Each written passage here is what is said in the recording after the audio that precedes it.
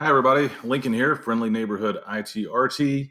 I want to walk you through how to get into Canvas and also how to get your course, your Virtual Virginia course, from the Canvas Commons over into your classes. So let's go ahead and get this thing rolling. The first place you need to stop is the county's homepage, pcva.us. Hover over staff. Don't click on it. If you do, here, I'll show you what happens. It takes you out to this page, and when you hover over staff, there's no link for Canvas, so you'd have to click home and start the process over. So hover over staff, and you scroll down to Canvas. Click on that, and it should take you directly into your Canvas. I'm going to go ahead and accept this for my demo. And it's just going to go ahead and it's going to take you to your dashboard in here. I have made a civics demo to practice on, so that's where our information is going to be going. When you all move your information over, I would suggest that you maybe move it into your actual classes. That way you can go through and take a look at it. So let's go ahead and do that. First stop, we're going to go to the Commons. It's over here on this left menu. So there's the Commons, and it takes a second. We get in there, and the Commons, now that we're in, this is a substantial number of courses, assignments, documents, any number of things that people have put into Canvas's kind of a cloud repository. There are a lot of things in here. This looks like over 132,000, and we need to narrow that down. So the way I'm going to suggest you do this specifically to get to your Virtual Virginia content is to click on the filter, and notice I can filter out by types. I can also filter out by grade level. I'm going to do this for middle school because I said this was civics, so I'm going to pick 6, 7, and 8. And then I'm going to go to Virginia Public Schools. Now, if you're one of my high school teachers, you're just going to pick different grade levels, but this process will work for you as well. So I'm going to go ahead and click on the Virginia Public Schools, and notice Virtual Virginia tile started popping up. So I'm going to click out here. And now I'm going to go ahead and type in up here in the bar, civics. That is. All right. And there is my Outreach Civics and Economics grade 8. And, this would work for any course. If you taught grade 8 English, I would type that in there, or language arts, type that in there, and it's going to take you to a series of tiles that will work for your class. So I'm going to go ahead and click on this one and wait a second. And there it is. It populates with all the different modules. Notice right here, this is the 8th grade civics and economics scope and sequence. When we get that in there, we'll go ahead over into the class. I'll click on it and show you what it does. But really, it just tells you, what's in the modules and what their pacing is. So I'm going to go ahead and go over here to the blue import download button. Click on that. And I'm going to check the classes that I want this to go into. So you can check more than one class if you want. I'm just going to take it into this one. And I've got some options now. I can either import this into a course or I can download it. I'm going to choose to import this into a course. I like that a little better. It just goes right where I want it to go that way instead of having to go back and do an upload.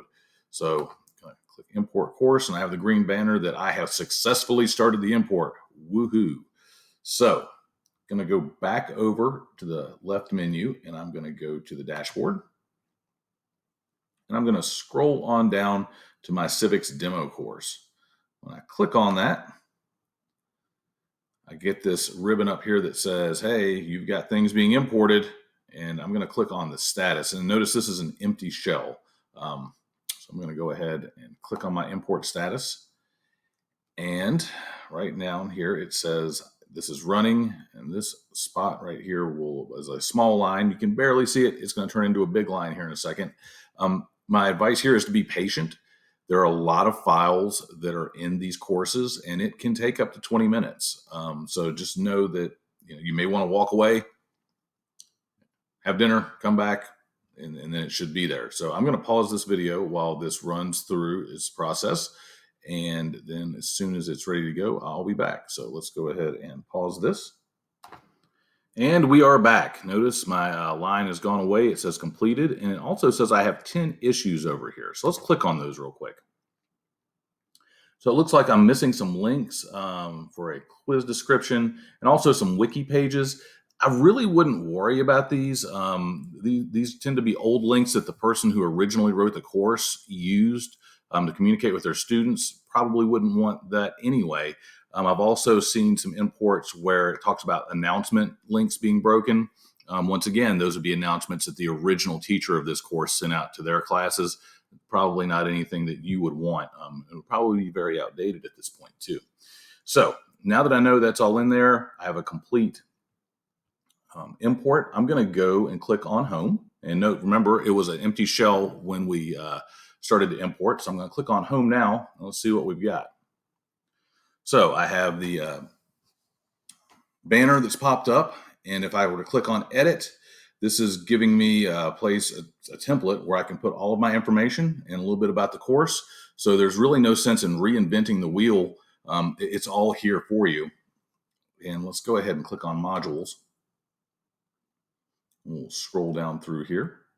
So this is everything we've got going on for civics and economics in this class. Personally, if I were teaching this, I would unpublish all the modules to begin with, and then go through in the course on my own to see what was really good in here. Maybe if there were any things that I needed to shore up with some of my own content. I will say a lot of the content is pretty good up to this point. However, as a teacher, I would want to preview it. So let's go back up to the top here. I wanted to talk about the scope and sequence real quick as well. So if I click right here, we're not going to publish this for the kids to see, but I would uncheck that. Actually, you know what? I'm going to hit cancel for right now because I'm afraid I'll mess that up if I don't. So I'm going to go ahead and click on Civics 8 Scope and Sequence. And this one didn't download. Awesome. So when I go through here, this is going to tell me Module 1, Lesson 1, what my SOL is, what the instructional activities are. So this really gives me a detailed map of what is in this course that came from Virtual Virginia. So I've got a good idea what's going on there. If I wanted to, I could download this and print it out. And realistically, that's how I would use it if I were teaching, but kind of to each their own there. So I'm going to go back and click on home. Okay, we appear to be all good. So that is how you pull over your course content from the Canvas Commons. And also that is where you find your scope and sequence. One other thing before I sign off here, not every course will have a scope and sequence. This is something that's going to be in the newer courses that were recently created in Virtual Virginia. So if you are one of my high school level teachers that's teaching an older course, you can look for it, but you may not find it. Algebra 1 was one of the examples. I had a teacher ask for the scope and sequence in that one and looked all over and we couldn't find it. So newer courses, you are going to find that. Older courses, not quite so much. All right, I hope this helps you all out. If you have any questions, please email me and I will do my best to work with you. A lot going on right now, but I'll always try to make time. All right, talk to you later.